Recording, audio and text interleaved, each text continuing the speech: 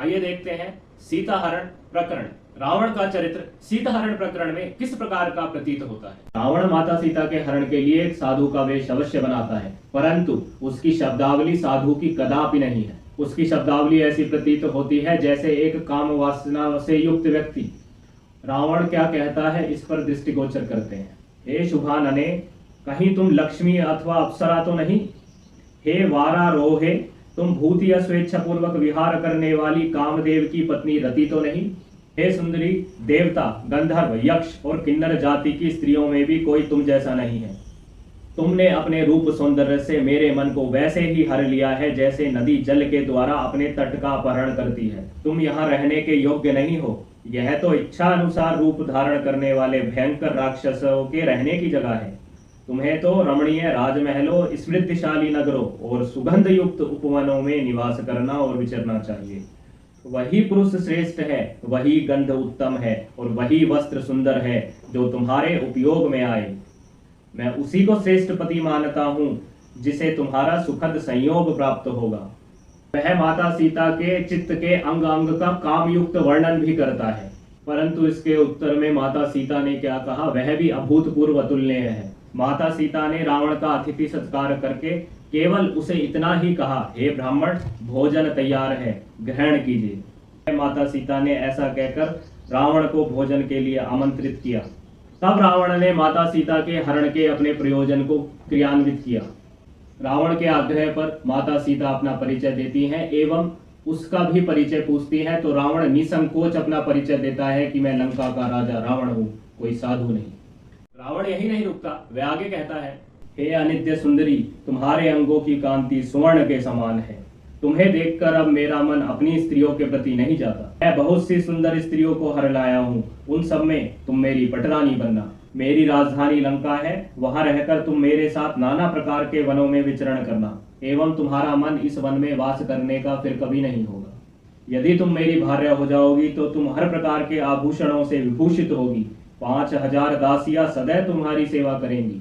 जब रावण स्वयं का परिचय देता है एवं माता सीता को अपनी भार्या बनने का अमर्यादित, अधर्मपूर्ण, पापाचारी प्रलोभन देता है तो माता सीता कुपित हो उठती हैं और तीक्ष्ण स्वर में कहती हैं, मेरे पतिदेव भगवान श्री राम महान पर्वत के समान अविचल हैं, इंद्र के तुल्य पराक्रमी हैं और महासागर के समान प्रशांत हैं। उन्हें कोई शुद्ध नहीं कर सकता। मैं तन मन प्राण से उन्हीं का अनुसरण करने वाली हूँ। हे पापी निशाचर, तू सियार है और मैं सिंगनी हूँ। मैं तेरे लिए सर्वथा दुर्लभ हूँ।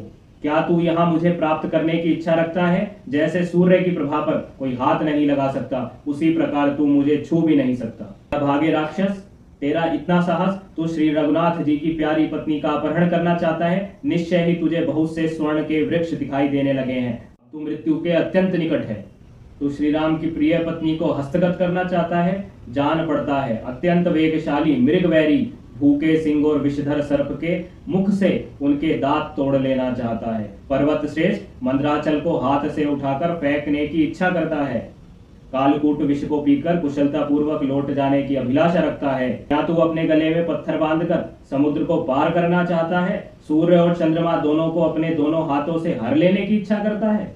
यदि तू कल्याण में आचरण का पालन करने वाली श्री राम की भार्या का अपहरण करना चाहता है तो अवश्य ही जलती हुई अग्नि को भी तू उसे कपड़ों में बांधकर ले जाने की इच्छा करता है।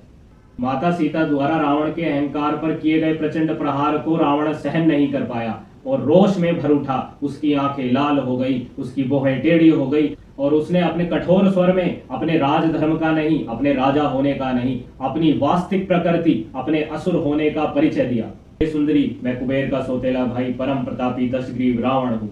जैसे प्रजा मृत्यु के भय से सदैव कांपती है, उसी प्रकार देवता, गंधर्व, पिशाच, पक्षी और नाग सदा मुझसे भयभीत होकर भागते हैं। जिसने किसी कारणवश अपने सौतेले भाई कुबेर के साथ द्वंद्व युद्ध किया और क्रोध पूर्वक पराक्रम करके रणभूमि में उसे परास्त किया, मैं वही रावण हूँ। मेरे ही भय से पीड़ित हो कुबेर ने अपनी समृद्धशालिनी पूरी लंका का परित्याग कर दिया।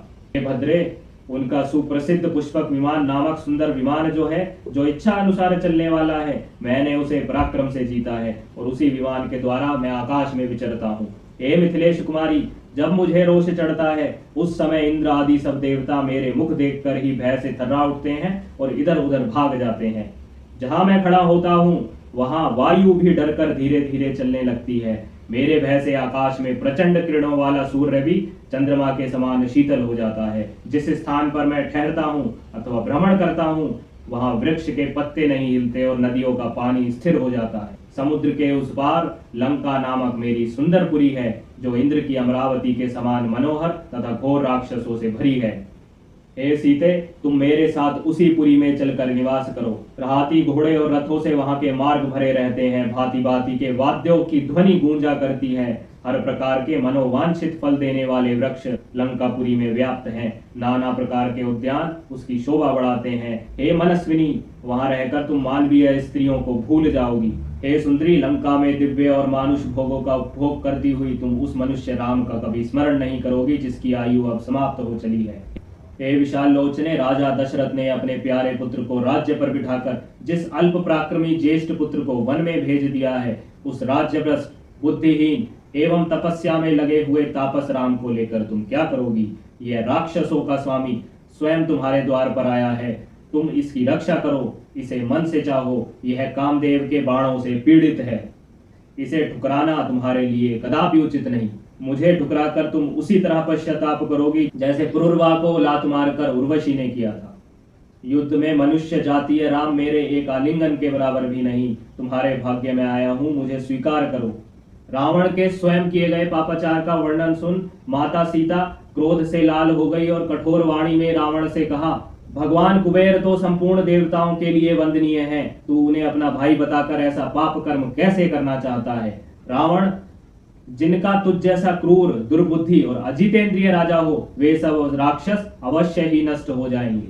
वज्रधारी इंद्र की अनुपम रूपवती भार्या शची का तिरस्कार करके संभव है कोई उसके बाद भी चिरकाल तक जीवित रह जाए, परंतु मेरे जैसी स्त्री का अपमान करके तू अमृत पी ले तो भी तू जीते जी छुटकारा नहीं पा सकता।